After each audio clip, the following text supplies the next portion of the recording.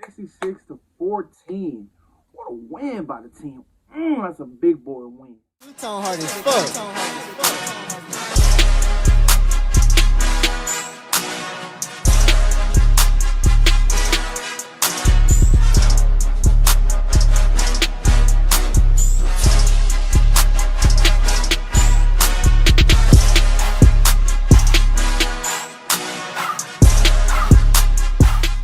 Nation, Trojan family, what's up? It's your boy D Peter, and I'm back with another video.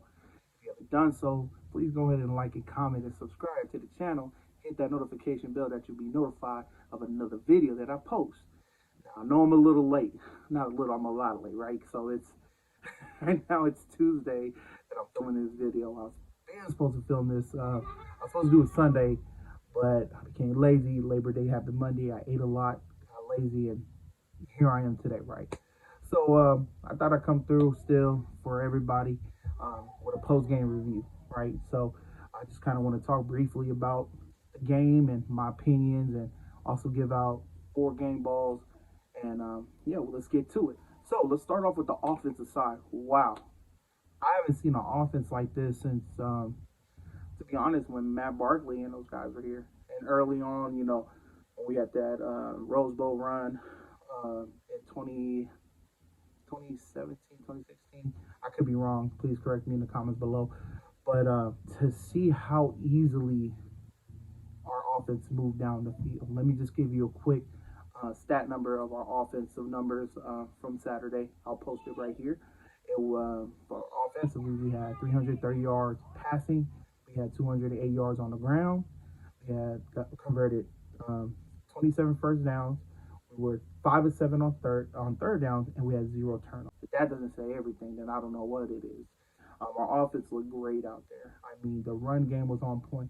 It wasn't the flashiest, but you know, we really came through. I mean, passing, running, like everything was so fluid. Like it just seemed like the chemistry was there already with the offense.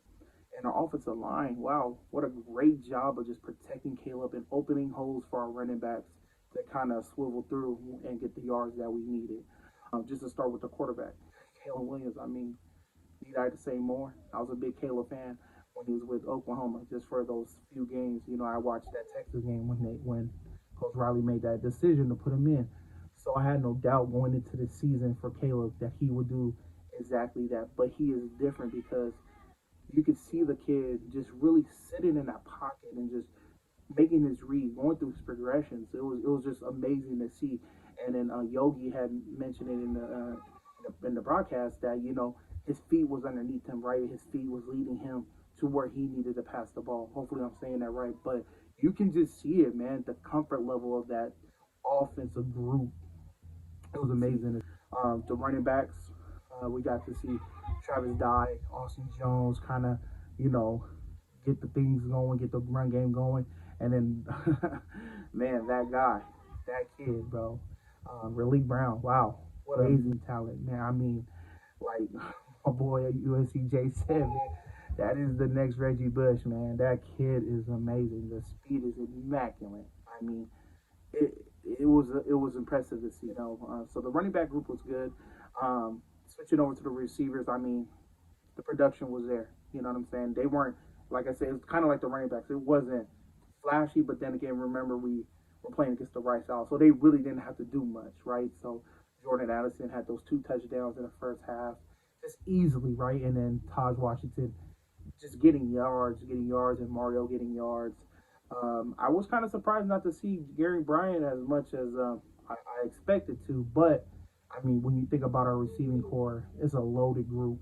You know, Brandon Rice was out there. You know, we saw some of Bynum. So we saw guys kind of rotating through, but it seems like the 3 main guys right now, after just game 1, is Taj Washington, Mario, and then Jordan Addison. So it's kind of give and take. So I think every week we're going to see something different, which is pretty exciting. So that's my brief preview of the offense. Great job. I would have to give the whole offense as a whole an A+, man. They did great out there. It was really good. Over to the defensive side. Early on, there was some concerns. I'm not gonna lie. Like, I was getting raised a little bit. I was getting kind of, you know what I mean? I was getting kind of mad. I'm not gonna lie. because it was we were kind of seeing the same thing, right, from last year. Just kind of these guys running the ball, getting the yards that they needed to get, and just them. I think they were 100% on third down because that first drive they led down and scored that touchdown. McCaffrey alone was getting those conversions, right? And I think it was just disappointing. So I let that one go, that first one, just because like I understand it's like their first time together as a defense and trying to understand each other and trying to make plays here and there. Then the second drive, it was kind of the same thing. Like it was the same thing happening. Just kind of running in what they wanted to, up the middle, like they was running it, and then they scored again, right? So that was quite disappointing, just because they were able to score again, you know, a little bit before half, right? And then thank goodness our offense was able to go down, and then we kicked the field goal. And I think what changed, a lot was when the running back ran up the middle, and then Kalen Bullock was able to chase him down to save that touchdown, right? And then uh, later on, he gets the pick six, and I think that was such a big boost for our defense for that moment, because the first half was a little rough, man. Like it was rough to see because it was kind of giving us a repetitive theme that we saw last year. So going into that second half, the first half, at the end of the first half, going into the second half, my expectation was that, okay, let me see what Coach Grinch, because remember I told you guys in the previous video of my preview, I was going to keep an eye on how Coach Grinch calls and puts his players in the position for them to make plays. That's my whole thing that I was looking towards. And I wanted to see that in the second half, and that's exactly what we saw in the second half. I mean, right off the gate, Shane Lee, geez, right place, right time. It's not our fault that the Owls receivers ain't got no hands. That's not our. They come back out once again. Their receivers can't catch. That's their problem. So then you got Randall go for it, getting the pick six to the crib. Shout out to the Oos, man. It's good to see him out there. It was good to see our defense really flying around. Just kind of from the D line, really good to see them get it together and come together. I think seeing Eric Gentry at middle backer, 6'6", lengthy, and he comes down, he hits, man. He hits. I like that of him. I think our back end, we're still kind of trying to figure out who the guys are going to be.